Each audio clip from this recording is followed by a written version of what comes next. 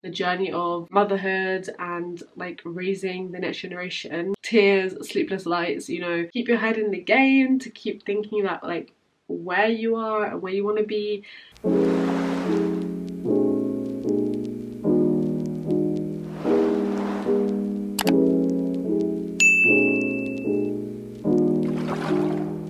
Assalamu alaikum everyone, I hope you're doing well. So I thought today I would sit down and do, as the title suggests, an updated.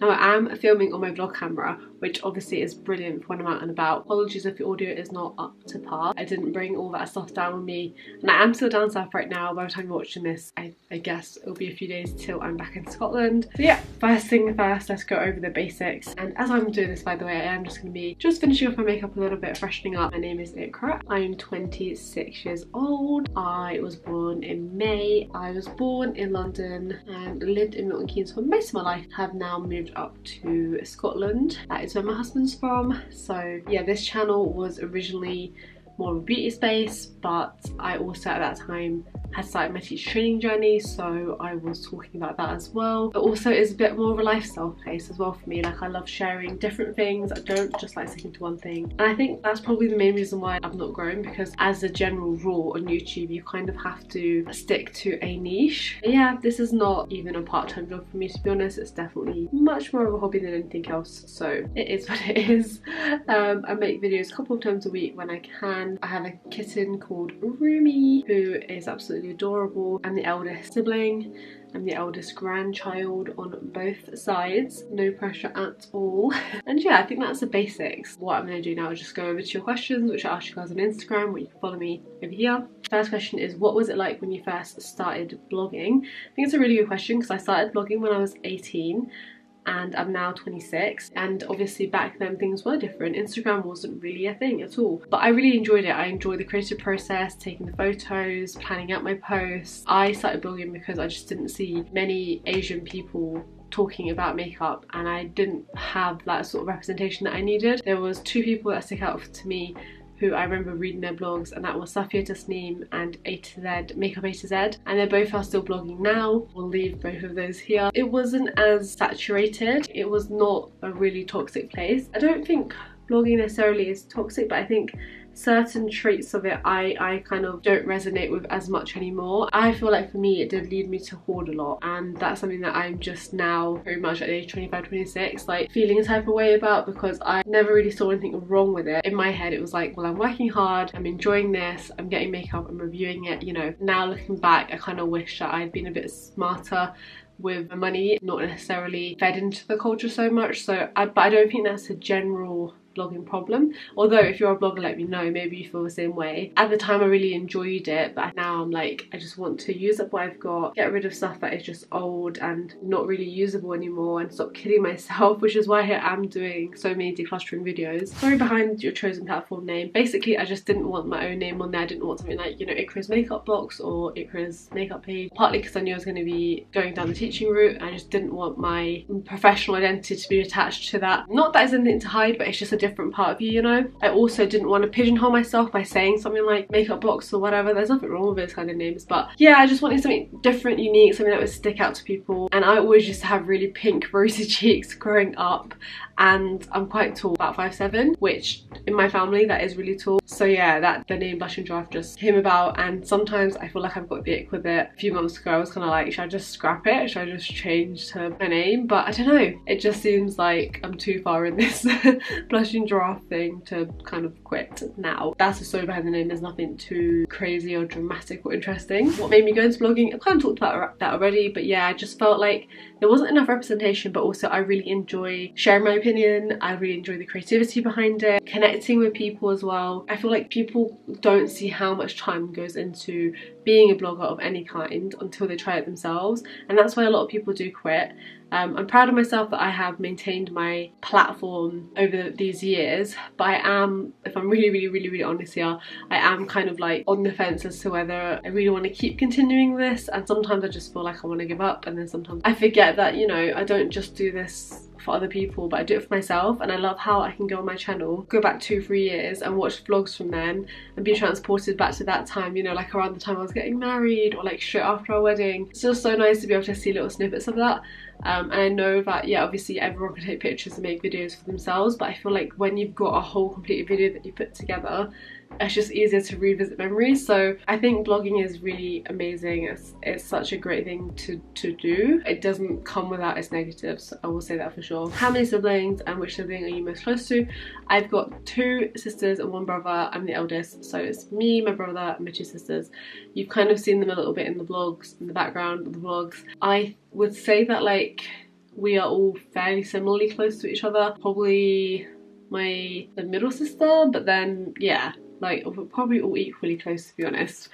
Well, does all your immediate extended family live in the UK or elsewhere? So most of my mum's side of the family live in London. That's where we like were originally from, in the UK. My mum's parents live there, her brothers and sisters live there, obviously their kids and my cousins live there, and then her cousins live there. Whereas my dad, he has 2 sisters in Pakistan and his mum's in Pakistan at the moment, and then he's got 1 sister with her husband and son in America, and then he has a brother and a sister here, and one of them lives in Luton and one of them lives in Milton Keynes. So dad's family is a little bit more spread out. Mum's family is pretty much all like in London, and then we have distant family members like in Birmingham, or family friends more like in Birmingham and things like that, but we don't have too much family up north in the UK.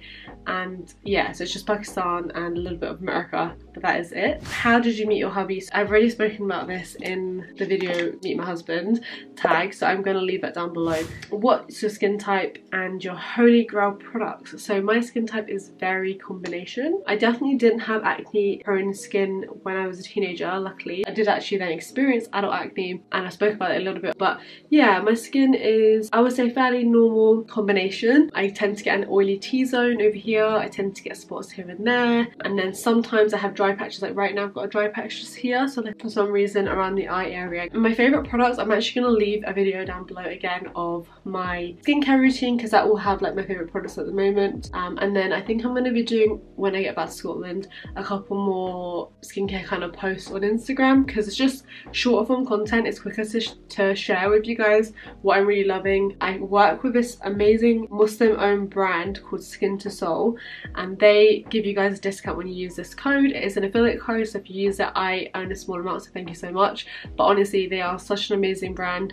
They are based in the UK, so you're not going to wait weeks and weeks and weeks for delivery, and they have really good special deals on, and they always give such generous samples as well. So yeah, highly recommend checking them out if you're looking for Korean skincare. Not related, but would love kitten content as I will own one soon, and so confused regarding hair. I do feel like I've talked a lot about Rumi and stuff around, you know, what we use for him, what we're doing with him on my vlogs or in my vlogs, so definitely check those out. I'll leave my vlog playlist down below as well. But yeah, there's so much to learn about kittens. I think I might do a whole video just on, you know, a first time kitten owner experience. But yeah, I'm really missing my little kitten, guys. He's with my in-laws right now and he's happy, but I can't wait to go back and see him. What is the most difficult thing you've gone through and achieved? There's honestly quite a few things that I could talk about in terms of like what I found difficult. But doing well at uni, alhamdulillah, that was hard. Like passing my PGCE, yeah, PGCE is not a joke at all. That was hard, but alhamdulillah, like achieved that. And I think even like getting married and moving far from home, you know, living with in-laws for a year and sort of becoming an adult in your own right, like that is difficult too. And I feel like alhamdulillah I have achieved that, because that's something that, you know, I have done and am still doing, and they've not been easy at all. There have been times in both of those instances where I've wanted to give up. Tears, sleepless nights, you know, but ultimately, like, if you really believe that Allah subhanahu wa ta'ala is there, like, with you and will help you through it, and that's Allah's plan, then you can get through anything. I strongly believe that. Nothing too specific, just getting through life, alhamdulillah. Being a Muslim and teacher in the UK, what were the most hardships you went through because of this? Honestly, I don't feel like I went through a lot of hardship due to being a Muslim and being a teacher, because like alhamdulillah, like my first school that I worked in was very multicultural. Things like if you want to pray at school, you can do. There was like a prayer area. There's obviously not that in the school that I worked in last time, because again I was the only person of colour there, but that's not to say that they wouldn't have created a space if I'd asked for it. I just didn't ask for it because obviously Fajr was before school, and then with Zohar I could read that in my lunch break, which I would always come home for anyway. But in terms of obligations and being a Muslim, I don't think that was too difficult. I think the hardest thing honestly about teaching is that it is so time consuming, especially when I was working full time. I would end up putting so much of my time into being a teacher, like not just obviously before school, during school and after school, but on the weekends and during the half terms and stuff, that I would often feel like I didn't have enough time for developing my spiritual self. And obviously that comes with time anyway, and that comes with you making time for it. But genuinely, like, teaching is such a consuming job. I feel like people don't realize that enough. Like, you really do have to, if you want to put your heart and soul into it, you really do have to put a lot of time into it. And yeah, I think the hardest thing for me in terms of, like, to answer the question, was getting a good work-life balance. Definitely felt like when I went to part-time, which alhamdulillah was obviously like a massive blessing that we could afford to do that, I felt like I could slot in time every week for Quran journaling and, you know, just have more time to listen to lectures and things like that. You know, it wasn't as consuming as when I was full-time. So yeah, that's personally my opinion. Obviously there are loads of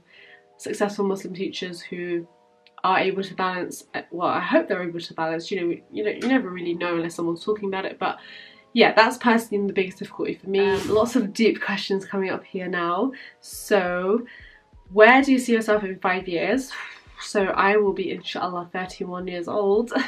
In 5 years, inshallah, I see myself in my own house, inshallah, with obviously Bukar, hopefully 1 or 2 little ones. Really pray that I'm just like the strongest in my spiritual self that I can be, because for me the journey of motherhood and like raising the next generation, it's something that I have been thinking about a lot, and it scares me a lot because the next generation, they just are surrounded by so much negativity in so many ways. I don't want to be super negative about it, but it does scare me. So for me, I personally want to be at a place where I am like as confident, and not confident, confident's not the right word, but I want to be like so secure in my understanding, and obviously that's a working process, but I really want like Islam to be an even bigger part of my life. And I think, you know, when you are going through life, and especially when you're younger and you're like focusing on your studies and stuff, which is so important, it's very easy for that not to be the case. And there's certain people who are somehow, mashallah, able to balance it, and I really look up to people like that. But now I'm at a stage in my life where I feel like, alhamdulillah, I've been given more time to work on me as a person, and I just want to be like more organised. I want to be like more smart with my time. Like I don't want to spend loads and loads of time scrolling on social media anymore the way I used to. I want to better myself in all aspects, you know. I want to be smarter with my money. I want to just become an even more well-rounded individual, and alhamdulillah I do feel like I am pretty well-rounded. But yeah, I just want to level up so that by the time I'm 31 or in my early 30s, inshallah, I feel like I'm at a place where, yeah, like I'm like more confident to raise children than I feel like right now at my age of 25, 26. So yeah, that's a bit of a deep answer. But in terms of like career, I don't know, to be honest. Like, I really am loving photography, but I know that I will probably have to invest more in my business for it to expand. So we'll see where that goes. The dream would be to be doing some photography, something to do with psychology in some form. I'm not 100% sure what that is yet. Charity work as well. Then the next question is ways to live a more positive and productive life. So I feel like this question relates to some of the answers that I've just given you guys. But yeah, in terms of being more positive, I definitely have been there where I have found life very difficult and every day has been a struggle. And something that's massively changed for me is this guy, my journal. I've spoken about this on Instagram, and I even made a whole video kind of dedicated to this and my goals as well, which I'll link down below if you're interested. Honestly, journaling is a huge game changer. But not just like journaling, like just writing out your thoughts, which is great as well, but journaling with a grateful mindset. Gratitude, that song, Gratitude is a Must, is so on point, because if you want to have a positive life, it has to start with gratitude. I was also listening to a talk yesterday, and it was saying how Like Shaitan basically wants us to complain and be negative and like look at other people and feel jealous and, you know, feel really like in a bad place. That's when we feel dark and alone, and like we feel like, you know, everything is about like what so and so has or what they've been blessed with. When we're in that mindset, naturally we're not going to want to just think randomly, but alhamdulillah, at least I've got this. Having a grateful heart and a grateful mind and purposefully writing down what you're grateful for is the way to start living a more positive life. And I think sometimes it can help to really humble yourself by looking at how other people are going through this thing called life. I'm talking about like people in Palestine, in Syria, the Chinese Muslims of Uyghur. There are so many people who would dream to have the lives that we live, but because we are surrounded by this culture, honestly it's like a disease in itself of more, and a lifestyle that's surrounding us that's just not aligning with where we need to be to get into Jannah, inshallah, essentially. It's so easy for us to forget, like it's so easy, especially like when you're younger. It's so easy to lose sight of what's important. But yeah, I think being grateful and reminding yourself of like why you're here and the fact that every day is a new chance is definitely for sure a way to live a more positive life. And then in terms of productive, this is something that I'm working on and something that I have been working on for a while. But I would say it is all about time blocking, time chunking, however you want to say it. It's about writing down 1 to 3 priorities a day that you are definitely going to get done. It's about small habits and small changes, not trying to change your whole life in one day, your whole routine in one day. So many times I've been in this position where like, I want to wake up early, trying to wake up at 6 a.m. It doesn't go well because I've got a headache the whole day, and then I'm just like, oh, that was a disaster. Rather than doing that, start in increments, go 10 minutes earlier than yesterday and then 10 minutes earlier, you know. Same with anything, like apply that logic to anything. I've actually recently started or made myself a Google Calendar, which I will show you guys, but I haven't followed it yet because I feel like when I'm at my parents' house is completely different to when I am back home, you know, in our own apartment, running my own household. You know, it's completely different. But I do have a Google Calendar. It's like this. So in this calendar, I have slotted in each of the namaza, and then around that I slotted in things that I need to do, things that I want to do, and things that, you know, I have been putting off because I'm like, I don't have time. But if I'm slotting in, I have time and I'm making time for it. So I will keep you guys posted in about a month's time on how that's going, if you're interested in that. But yeah, I think using the online resources that you have is so key. There's so many amazing channels and so many amazing videos on how to be more productive, but I think it's so easy to just sit and watch and not really take action. So watch a video, make some notes, and then try and implement it into your own life. What do you eat in a day, healthy options, etc. Again, that's something that I'm still working on, so eventually I will be doing those kind of videos. If that's what you want to see, let me know down below. How did you find the transition from being single to married life? It's completely different, like completely different, especially as a Muslim, sharing a room, sharing space. Alhamdulillah, I didn't find it too difficult, I have to say, but obviously there is going to be things that come up that you didn't know about your partner before and vice versa. I have got so much to say about relationships, guys. Like, I've got so much to say, so if you want more videos regarding that, then again, let me know down below. But yeah, it is an adjustment, and I would say again, use the internet as a helpful resource, but also take everything with a pinch of salt, because my experience could be completely different to your experience, which could be completely different to like Dina Toko's experience, for example. There's so many amazing Muslim YouTubers out there who are sharing their experiences in different ways. There's common themes amongst all of them, but everyone's an individual and all of our marriages are individual, and yeah, just take it with a pinch of salt. Ultimately, like, I wouldn't change it for the world. I'm so grateful that Allah's blessed me with the husband that I have, and I think it has definitely been a test for both of us and for every single married person out there. It is a test. Have patience and ask Allah for patience if you feel like you're running out, and communicate. Seriously, communicate. Listen to each other, be loving, remember that you're one team, and yeah, it'll be fine. For the most part, I absolutely love it, and I'm sure he does too, but it is definitely an adjustment, and adjustments take time, like everything else in life. Okay, the final question is, what excites you in life? What brings you happiness? What motivates you? It's such a good question. I feel like that question has changed dramatically over different years of my life. Previously it would be working hard to achieve my dream career of being a teacher. Like, that would really excite me and motivate me, and working on being the best version of me, which might sound like slightly narcissistic, and I really hope it doesn't, because that's not what I'm trying to bring across. I guess seeing the growth in myself that I've had since like 20, for example, to 25, and seeing like all the challenges that were thrown at me, or that were tests that were given to me by Allah, and then alhamdulillah seeing like how I was able to overcome those with Allah's help, obviously. And I know that like the next however many years I have on this earth, I'm not going to be plain sailing, because that's what this life is. It's a test. But I do also think that what motivates me genuinely is, inshallah, one day having such a strong iman that I pray to God that I am not taken from this earth until my iman is so strong that I feel as ready as it is possible to meet my creator.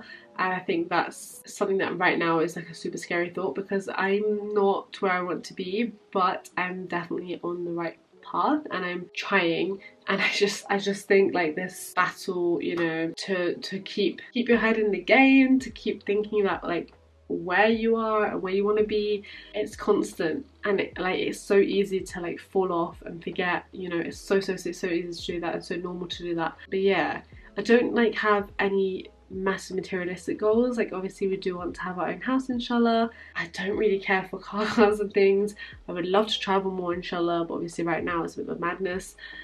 Those things do of course motivate me to a certain extent, but right now I really feel like Gara and I really are thinking about the future and like what we want the rest of the time that we have on this earth. So yeah, I think that's it, like us two improving together and helping each other improve, inshallah, and then, you know, inshallah one day raising a little family together. Like, that is really motivating and exciting, and who knows how that journey is going to be.